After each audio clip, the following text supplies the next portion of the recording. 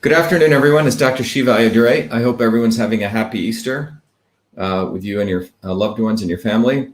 To me, this day is a very, very powerful day. I've always had some great experiences on this day in a very deep spiritual way, which I'm sure many of you have also experienced. But I wanted to take today as an opportunity to reflect on the things leading up to the resurrection of Christ. From what we have in the known text, it's very, very hard from a historical sense. People argue all day, but I think some of the important events that took place, particularly the temple cleansing, is something that I'd like to reflect upon today. So we'll wait until people join. We have people coming in from all over the country, for that matter, all over the world. Let's see people coming in over here on, let's see, people coming in. Let's see, I think it's a little bit dark here. Let's see if I can. Yeah. Okay, well, we'll see what happens. Okay, so happy Easter from Southern Florida. With people joining.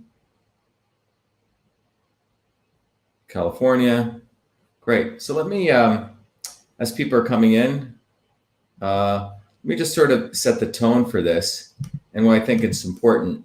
Obviously, I don't want to get into any type of deep religious discussion here, but I want to just look at some of the important events, the event particularly of the temple cleansing that occurred. And what we're going to find is when we look at the events that occurred, you're going to find something fascinating. That's what we want to focus on. The more interesting thing that I've been very fascinated by in the life of Christ is, I grew up as a Hindu in India, but Hinduism is a very interesting religion. Hinduism actually believes God exists in everything, everything. And in fact, the Hindu religion believes that, that God sends his sons at different points in life. So when I was growing up, my grandmother had all the great deities, including Christ. So in the Hindu religion, we recognize Christ as Son of God.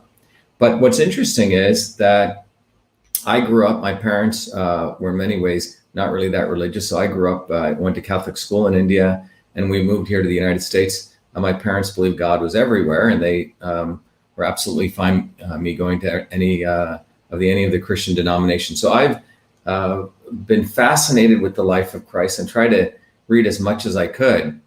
And what I want to talk about, one of the scenes in the Bible is the temple cleansing. What I've been fascinated by is whenever I bring this up to, people in the religious hierarchy, they didn't seem really that interested in discussing this. And to me, it's one of the most profound events because it literally occurs, about a week or less than a week before the crucifixion of Christ. Shortly there, in fact, days, I would probably say 3 to 5 days is when we look at the timeline. Obviously, there's all different types of historical scholars who argue the exact date. But when you look at the sequence of events, it's interesting to understand. So I put together a presentation that hopefully we can all follow that will help sort of understand this. And we also want to put it in the context of the Pharisees and the Sadducees of the time. If you remember, these were the leaders of the temples, the Sadducees, the chief priests, and the Pharisees were the leaders of the local synagogues throughout the villages. In some ways, they had two different markets, and they were the existing establishment, which worked very closely with the Romans. So if you think about what we've been talking about, you have the obvious establishment of the times, which was the Romans, but in many ways, the Pharisees and the Sadducees were part of the not so obvious establishment. They were essentially supporting the Romans in many ways against their own people. So let's just, let me just sort of go over to this and let's review this. So there's various pictures, and this is a picture that, when you look out there, you can Google this and you can find this, but this is one of the most profound pictures of Christ whipping the people out there. Let me see, everyone's okay here. I think I got to reduce this a little bit. Okay, I think that's better. Okay. All right. So, and again, what you see in this picture is you see the doves flying, and we'll talk about that. You see the whip of cords here, and you see the cattle here. You see the money changers here, and you see behind Christ here, or the depiction of Christ, are the people selling doves.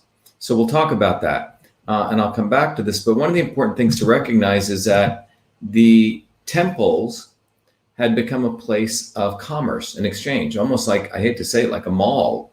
And you had, particularly the temple in Jerusalem was owned by a family who controlled the trade in that temple, particularly the exchange of monies and the selling of sacrificial animals. And this is what actually perturbed Christ. But there were two things that really perturbed him. One was a money changing that was going on. There was a place where people exchange for Greek and Roman currency. They would convert it to Jewish, or what was known as Tyrian shekels. We'll come back to that. So that bothered him. And the fact that the purchasing of sacrificial animals, the tradition was that you were supposed to bring your animal, and more importantly, to be sacrificed for something that you wanted from God.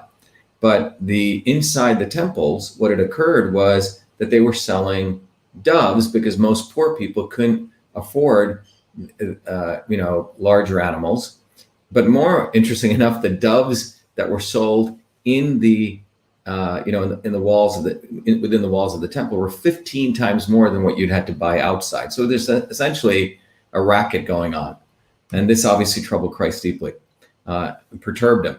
So let's go over to this and let's look at this. So first of all, let's look at what you would, let's say, call the affidavits of John, Mark, Matthew, Mark, and Luke. Now, if you sort of study this, what you'll find is, and by the way, I'm no means a biblical scholar, do not want to represent one as me as one, but there's the Gospel of John, but then there's what's called the Synoptic Gospels of Matthew, Mark, and Luke, and they're really separated.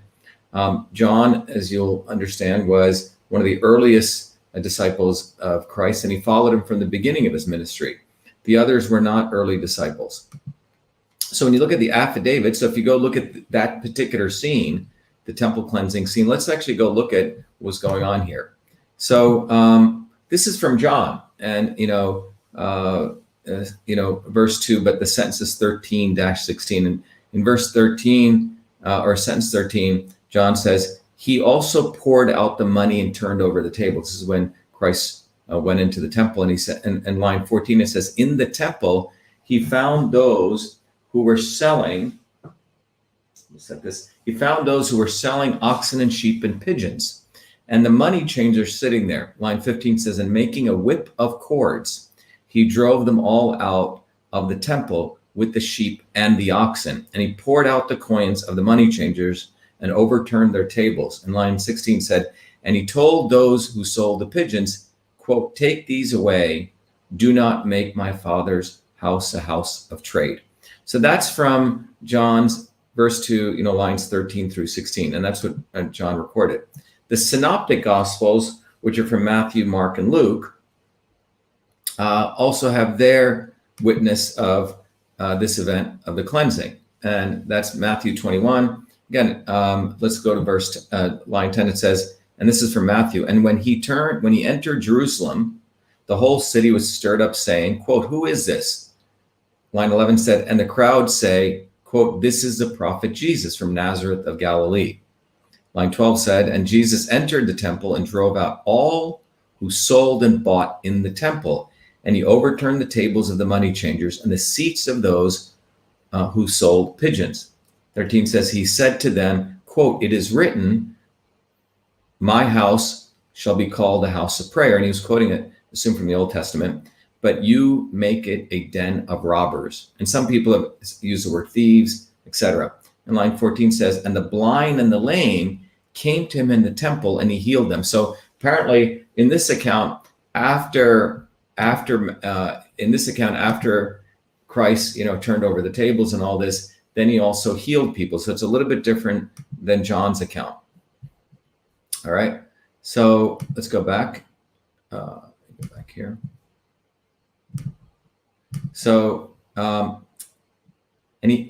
after all of this, then the lame came to him and he healed them. And then it continues in line 15, it says, but when the chief priests and the scribes saw the wonderful things that he did, and the children crying out in the temple, Hosanna to the Son of David, they were indignant, and they said to him, do you hear what these are saying? And Jesus said to them, yes, I have you never read out of the mouth of infants, and nursing babies, you have prepared praise. And said, and leaving them, he went out of the city to Bethany and lodged there. So that's from Matthew. And for Mark, from verse 11, it says, and they came to Jerusalem, and Jesus went into the temple and began to cast them that sold and bought into the temple, and threw the tables of the money changers and the seats of them that sold doves. Line 16 says, and would not suffer that any man should carry any vessel through the temple. 17 says, and he taught, saying unto them, quote, is it not written, my house shall be called of all nations a house of prayer, but ye have made it a den of thieves. So very similar. And then continues into line 18. It says, and the chief priests and the scribes heard it, and they sought a way to destroy him. For they feared him, because all the multitude was astonished at his teaching. And when evening came, they went out of the city. And then in Luke, again, this is the account of Luke from the Synoptics. Luke said in verse 19, he says, and he entered the temple and began to drive out those who sold. Line 46 saying to them, it is written, my house shall be a house of prayer, and you've made it a den of robbers. And then line 47 said, and he was teaching daily in the temple. The chief priests and the scribes and the principal men of the people were seeking to destroy him. All right.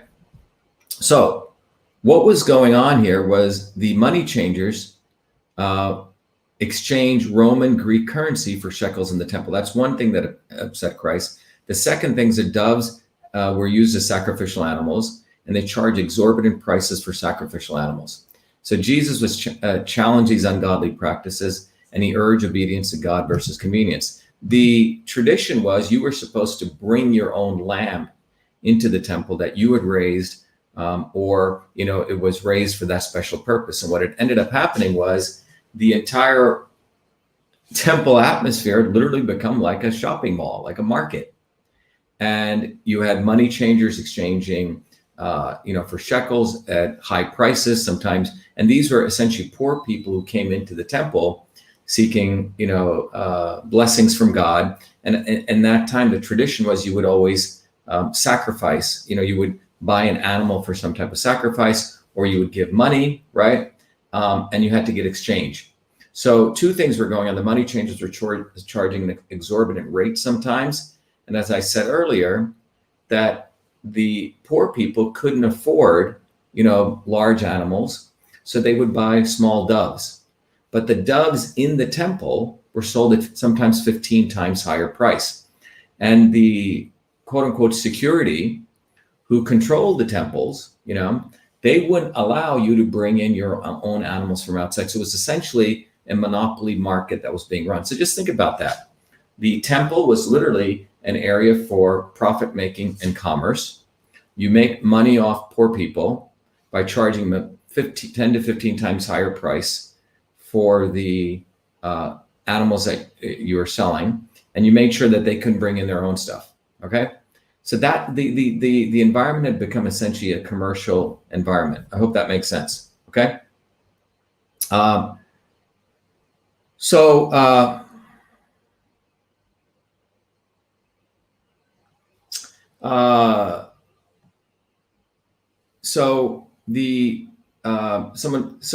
the important thing to understand is that the verses in the Bible, when you look across John and Mark and Luke and Matthew, what's interesting is some people have one of the biggest controversies that occurs is, was there this one cleansing that took place, or were there many cleansings? Meaning, was this part of his thing that he did, or is that only one occurrence? So this is quite interesting because it appears that Christ was extremely against this type of hypocrisy, and this wasn't his first occasion. So there's some very interesting scholarly work done on this, and I want to point to that. And again, I encourage everyone to go do their own research. But again, the purpose is to reflect on this set of events. So now, at a high level, Jesus was against these practices. As I mentioned, money changing in the temple, charging exorbitant prices to poor for sacrificial animals. But in the temple of Jerusalem, he angered and challenged the high priest Caiaphas, whose family was in charge of money changing in the temple. And he threatened Caiaphas's family's financial holdings. Because remember, when this was at Passover is a very important day, right? Because the numbers sometimes say 300 to 400,000 people would show up, a massive number of people. So you have a lot of quote unquote business occurring for the Caiaphas family. So if Christ is going in there and turning over tables and knocking things down, he's essentially creating a ruckus against, which would be of a financial threat to the family Caiaphas. So this was clearly a threat to that family, and you'll find out what occurs shortly. But he angered and challenged the high priest, and was a threat to them. Now, so the question is, and it took me a while to really understand this, and I encourage people to explore this. Again, today's really a day to reflect on this. The question has been, was that, because when people start looking at the calendar leading up to the crucifixion and the resurrection, people were unsure because it looks like there may have been not just one time when Christ did this, but multiple occasions. But one of the consensus that appears, there was at least 2 occasions when Christ did this, not only one occasion. So this took me a little while to understand this because it was a little bit of confusing when I was trying to put together the timeline, and you'll see it. But there's a general understanding that there was 2 events. So how does this first come? So first of all, John, many scholars believe that when he was writing his version, that was actually referring to the first time Christ cleansed the temple. Because remember, John knew him for the earliest days of his ministry, the first time that Christ actually went to the temple for the first Passover. And the way you're able to resolve this, the scholar says, when the first time was when Jesus immediately was confronted by the temple officials. So apparently when this first happened, Jesus was immediately confronted by the temple officials in John's teaching. And there's not a mention of that confrontation immediately in Matthew, Mark, or Luke. Jesus also made a whip of cords and then drove out the money changers. Well, the Synoptics, meaning Matthew, Mark, or Luke, do not mention a whip at all. And Jesus said, "Take these things away. Do not make my Father's house a house of merchandise." Now, in the Synoptic Gospels, which is Matthew, Mark, and Luke, they're referring apparently to scholars to the second cleansing. And this is when Jesus began to teach those who were in the temple. And in that example, after he knocked over everything, he also healed the blind and the lame that came to him. For example, it's written in Mark, Luke, it said, "It is written, my house shall be called a house of prayer, but you have made it a den of thieves." So the similar message, but the words were different. So the distinction, people make is, let me go back to this. I don't think I showed this to everyone. The distinction people make is that in the first cleansing, there's no mention of the whip, which is the one that John's referring to. And in the second one, they're referring to Christ actually healing people after it. So John never talks about after the events of knocking over the tables and attacking the money changers that Christ ever healed anyone, but he does talk about the whip. In the version that Mark, Matthew, and Luke talk about, there's a clear reference to the fact that Christ actually healed people after the end of those events. So this contradiction people have been talking about, there was 2. So when we break this down, one of the things that comes out is the following. So in the first cleansing, the scholars now believe this was the first Passover, okay? And the first Passover, and this was when the Synoptics skip early days of Jesus' ministry. So John focuses on the early days. John was one of Jesus's earliest disciples, and John followed Jesus to Jerusalem for the first Passover. And so that's where he cleanses the temple for the first time. So when John refers to this in these verses, he's referring to the first Passover. All right. So he's not referring to the Passover that the Synoptics refer to. What's also interesting is we start getting an understanding of the difference between the position of the Pharisees and the Sadducees. Because in the first cleansing, Christ really upset the Sadducees. So everyone hated the temple's corruption, and this was Christ's first time he did it during the early part of his ministry, during the first Passover. And when Christ whipped them, he became a hero overnight. And after that, every village started inviting Christ to come for him to preach. And at that time, he became also enemy number one of the Sadducees, who were the chief priests. As I mentioned, Caiaphas and that family is one who ran essentially the marketplace. And he was destroying their revenue stream at one of their busiest seasons, which is Passover. Now, Annas and Caiaphas were the two high priests of that temple. Annas was the father-in-law of Caiaphas. So this is the political dynamics that was taking place. So you have the first cleansing, which took place during the first Passover.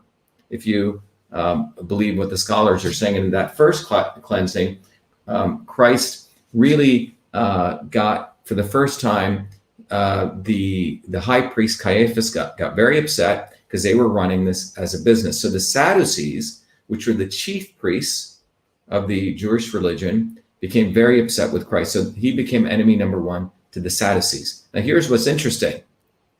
It's almost, if you look at it from a business perspective, the enemies or the competitors of the Sadducees were the Pharisees.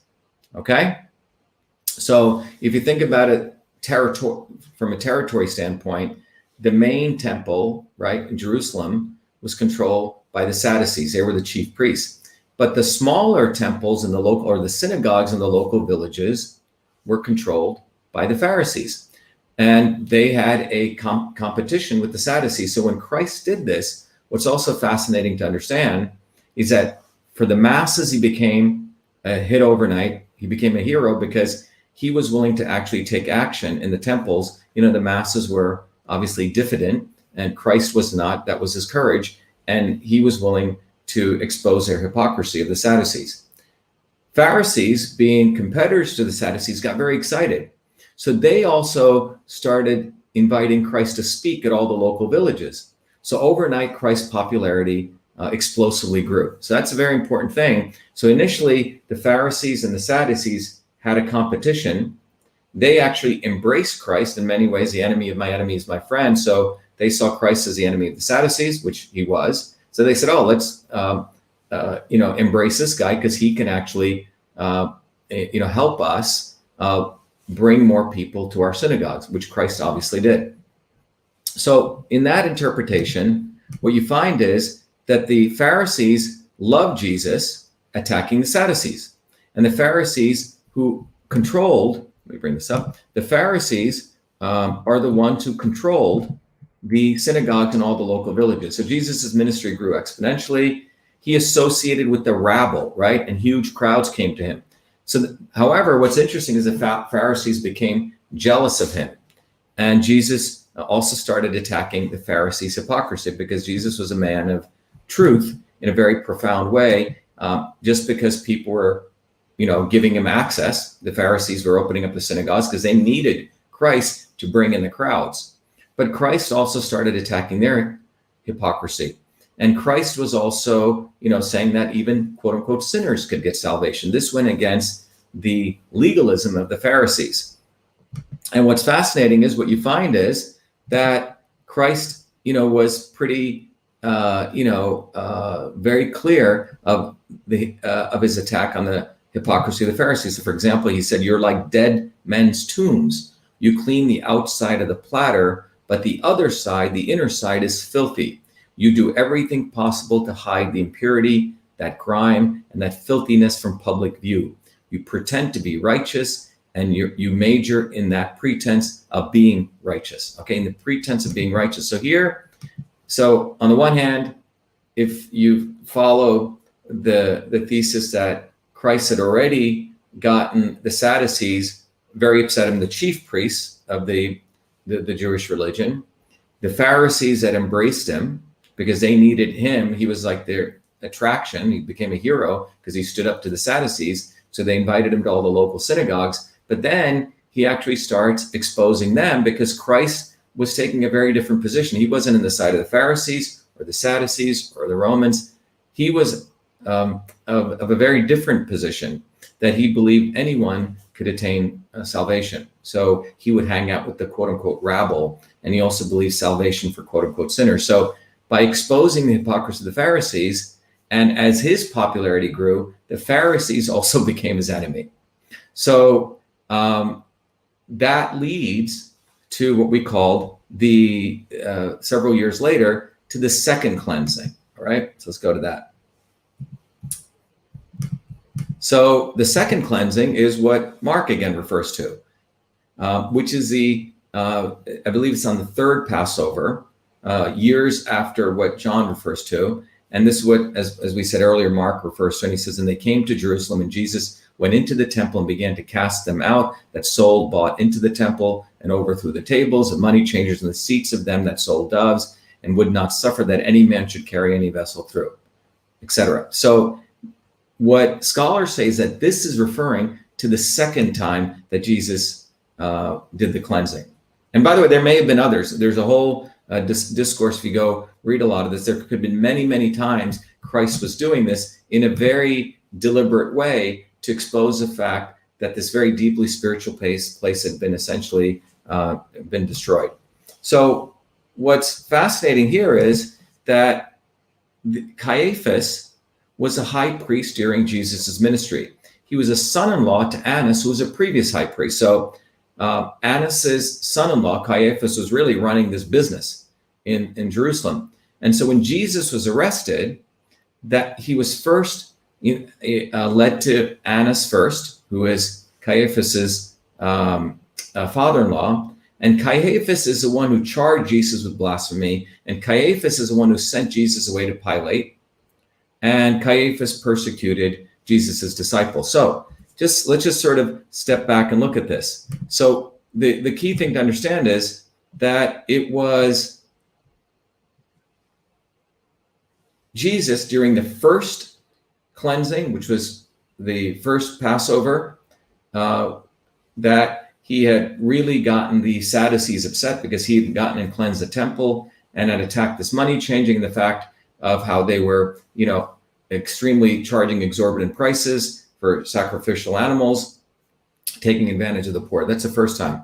Years later, the third Passover, Christ goes, and again, he may have done it several times, but this time, the same Caiaphas is there, and it is Caiaphas who's the one who initiates the arrest of Jesus. He's the one who, sends Jesus to Pilate, all right? Pontius Pilate. So when we look at this, what's interesting to go deeper into this is to actually see, let me bring this up, is the following. What you find is when we look at the timeline, so what I wanted to do is, this is all, I've been fascinated by this, as I mentioned. I wanted to see the timeline. So today is Easter Sunday. And what I wanted to understand was, when did these events occur? Was this like, years before Easter Sunday? When did they actually occur? And this is where I want people to reflect on this, because if the first cleansing, the temple cleansing, took 3 years before, the cleansing that we're referring to in Matthew or Luke or Mark, which is called the Synoptic Gospel, literally took, as we're going to see, about a week before, or less than a week before the crucifixion of Christ. And there's a number of scholars who say that event, the temple cleansing, was the event that triggered Christ's crucifixion. So this is what I find fascinating, because, all the time I've gone to church, or all the times I've studied this, I would ask many of the establishment teachers about this, and everyone wants to sort of minimize. I found, and maybe you guys have a different experience, people always want to minimize Christ getting the whip of cords, throwing out the money changers. They want to minimize the whole issue with turning over the people who are selling the doves. Oh, well, that was just an anomaly of Christ's behavior. That was, that's really not what we should focus on. But the timeline says something very, very different. And that's what I really want us to reflect on. The timeline says something profoundly different, that I think it's important to see this. Someone said, this is interesting. Someone said, Jesus is not historical. There's not a single evidence that Jesus really exists. Well, I beg to differ. There's a great book I have here. If it's on my, here it is. There's a good book I recommend people read if you're interested. I mean, I have many, many books of Christ. It's called,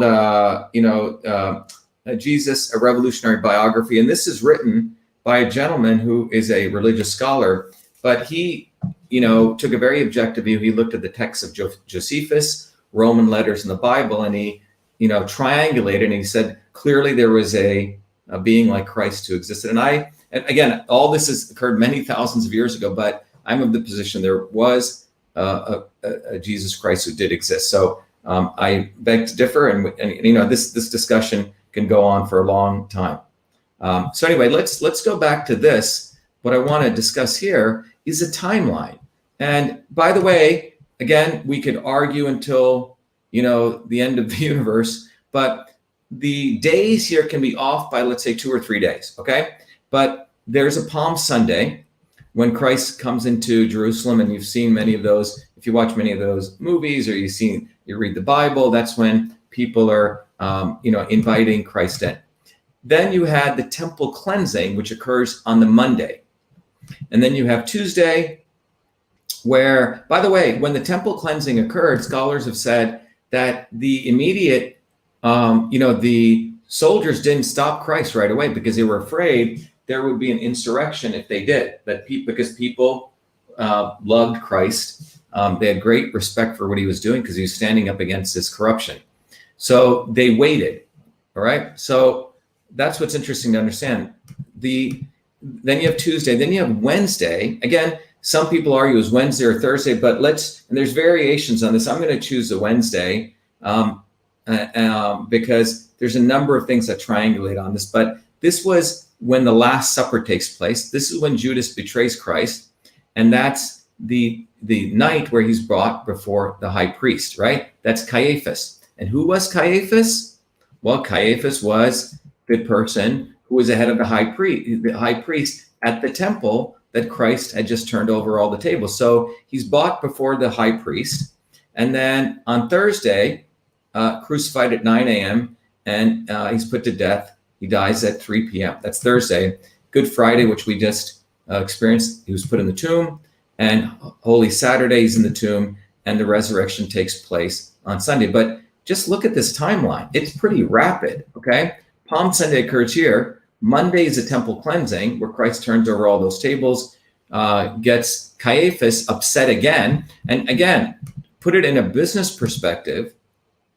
If we just look at it from a purely business perspective in this regard, this is occurring during Passover. Passover is when the Sadducees are expecting to make tons and tons of money, right? They make a lot of money selling these doves. They make a lot of money during the money exchanges. So Christ coming in there and doing this, some scholars agree was their last straw. Now, from the first Passover, where clearly the Sadducees, they made Christ their number one enemy. Since that first Passover to this Passover, during that period, the Pharisees were supporting Christ, but by this Passover, the one we're talking about here, the second temple cleansing, the Pharisees were also hateful of Christ because he was, quote unquote, also stealing their, quote unquote, their business, their followers, because people are coming in throngs.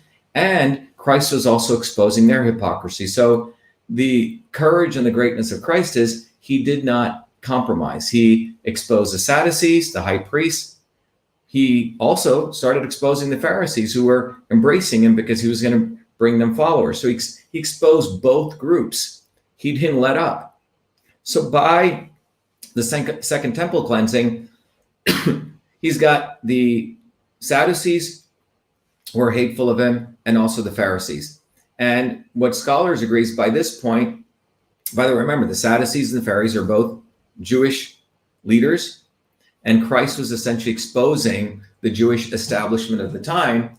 Obviously, the obvious establishment of the time was the Romans, but you have the Jewish elite of the time, the Sadducees and the Pharisees, both who are running these operations as businesses. Competitors. Initially, the Pharisees embraced Christ because they saw him as an enemy of the Sadducees, right? But then as his popularity grew, their jealousy grew, and also they became hateful of him, and they then collaborated with the Sadducees. But what's interesting, this timeline, when I was doing this, again, I want to emphasize this, is that you see this profound date. Palm Sunday's here. The Monday, some people say it was Monday. Some people say this temple cleansing occurred on Sunday. But nonetheless, if you use the date, let's say it's 1 or 2 days off. By Wednesday, you have the Last Supper. Judas betrays Christ. He's brought before the high priest, Caiaphas, who is the same person here that Christ was essentially mocking here. And then, he's quickly, within 72 hours, he's being crucified right here. So between the time of the temple cleansing, 72 hours, Christ is being crucified. And Good Friday occurs, Holy Saturday in the tomb, and then the resurrection where we're at today. So I really want people to look at this. So, because my view is that temple cleansing is one of the most important events when I look at the Bible. And I was really, really disappointed that anytime I would ask many of the, Christian scholars, be it a priest or they always diminished it. And it's taken me a while, especially when I put that timeline together, to see that I don't think it's any coincidence, just using my rational thinking, from the second temple cleansing, the day that he does that, 72 hours later, the same high priest whose temple he's essentially exposing the hypocrisy of, he's the one who brings Christ before him and has him arrested, sent to Pontius Pilate. And then after Christ's crucifixion, that same high priest Caiaphas goes after all of Christ's disciples. So I think, that the temple cleansing is probably, if next to the resurrection and the crucifixion, a very, very important historical point. And I'd like us to reflect on that, because there's some very important lessons, I believe, today. Because to me, the message of Christ, and this is a very personal one, was that he stood for principles, wherever that would take him. And those principles were the highest principles for truth, for freedom, and for health. And even if it meant great sacrifice to him. And that's when you look at that timeline, to the Sadducees and the Pharisees, his quote unquote own people, right? The Jewish leaders, he became a serious threat. And in a very material way, he became a threat to them, because he was basically exposing that these guys were running a business. They weren't running the business of God. They were running a business enterprise, a commercial enterprise, while posturing that they were these very, very devout, pious people.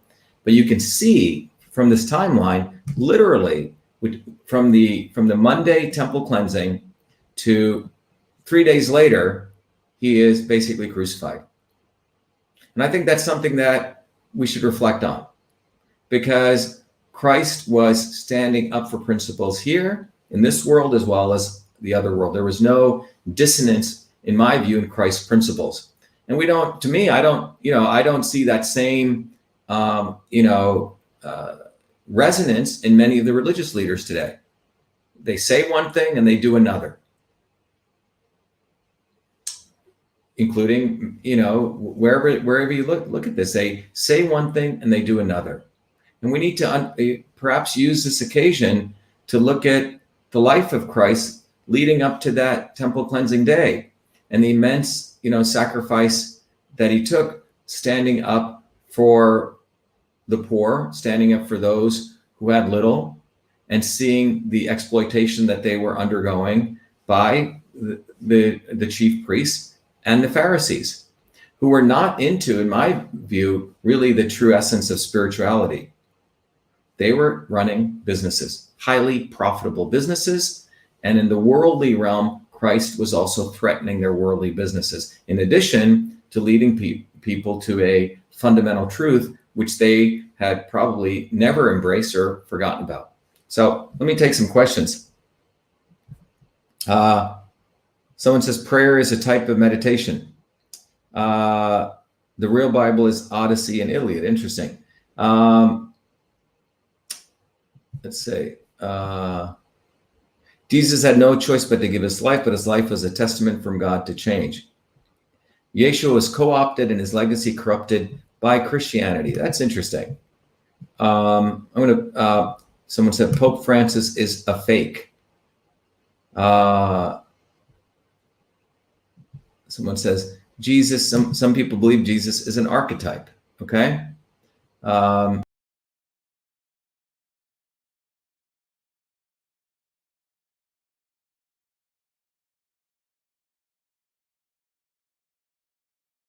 You guys. All right. Bring this back up. Someone says the Catholic Church is one of the richest in the world. One of the interesting, the demonic spirits are paying a visit. Let's say someone says, I am a Jesusonian, not a phony Christian. Jesus was a messenger.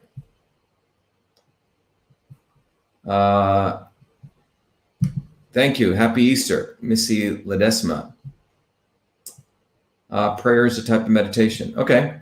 Anyway, I wish everyone a happy. Ronald Sanders, you really are the worst troll ever. This is a term coined by, who's this guy? Ronald Sanders. Let's see this guy. You said something yesterday which I want you to prove with evidence. Okay. Not sure what he wants me to prove. All right. So I think one of the most important things is to see this in context. I hope this was valuable. I wish everyone a happy Easter. But I think if anyone has more data on this, I'd like to explore it. One of the questions I have was there only 2 events that he did, or were there many, many events? And the powers that be have sort of suppressed that.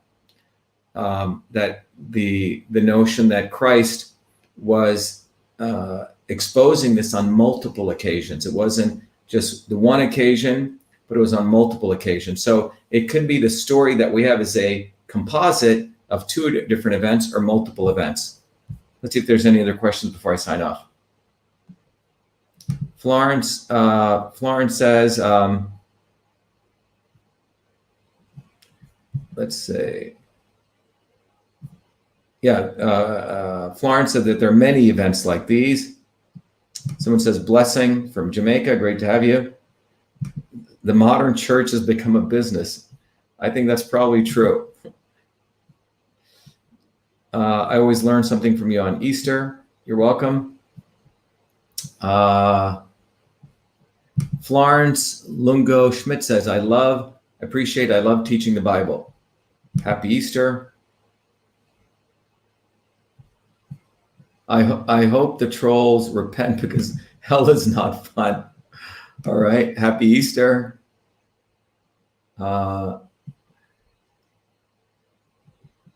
Interesting. Passover, not Easter. Someone said your systems work with the Bible.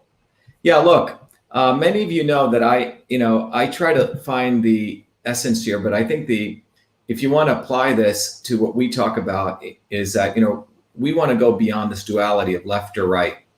And I think there's a message there because Christ was going beyond that duality, meaning he didn't see the Romans any different than the Sadducees and the Pharisees. And I think that's where he risked his whole life, right? It was obvious the Romans were the obvious establishment. If you want to look at it today, it's obvious that the Republicans and Democrats are the obvious establishment. But when you start talking about the not so obvious establishment, the people who talk the talk, but don't walk the walk, that's when Christ became dangerous. And I think if we go back to this presentation I just shared here, I think the most, my important takeaway from this was when Christ actually exposed the Pharisees. Because look, the Pharisees were absolutely fine with Christ as long as he attacked the Sadducees. But if you look at this, this is when he became dangerous to the real establishments. If you think about the Caiaphases and the Sadducees as working with the Romans as part of the real establishment hierarchy. The not so obvious establishment was the Pharisees. It was obvious the Sadducees were just, making a ton of money all day, all right? But the Pharisees were running the local synagogues, and they embraced Christ initially. They needed him. And this is what we can understand today. The establishment is very clever. Whenever someone, talks a talk, they try to co-opt them. They try to bring them in. And I saw this occur if you start looking at many, many different events in Christ's life. They try to co-opt him. And that's what the Pharisees try to do. They try to co-opt Christ, bring him in closer. But they didn't realize that he was actually the real thing, okay?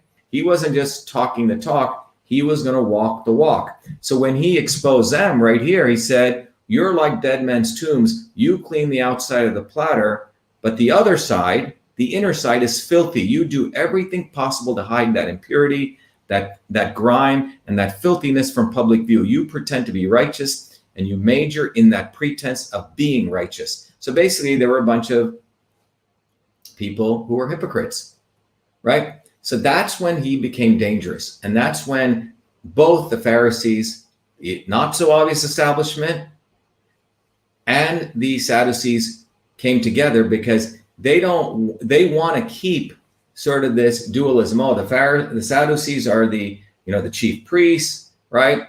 Pharisees were acting like they were part of the people. That's why they brought Christ in. But when Christ exposed them, that's when he became really dangerous. And that's when, he sacrificed his life for truth. So that's really the real message here. And the timeline is quite amazing. When you look at the timeline again, the timeline literally occurs in a very rapid session. I'll just leave everyone this as I sign off here. I think this timeline is what we can reflect on. You have the resurrection, and literally less than 7 days before, or the crucifixion, less than 4 days is when he had gone into that temple and he had done the second temple cleansing, if you believe there were two, or if you want to consider that one. But that's when he really exposed the Sadducees, and that's when the Sadducees, the Romans, and the Pharisees all came down on him hard.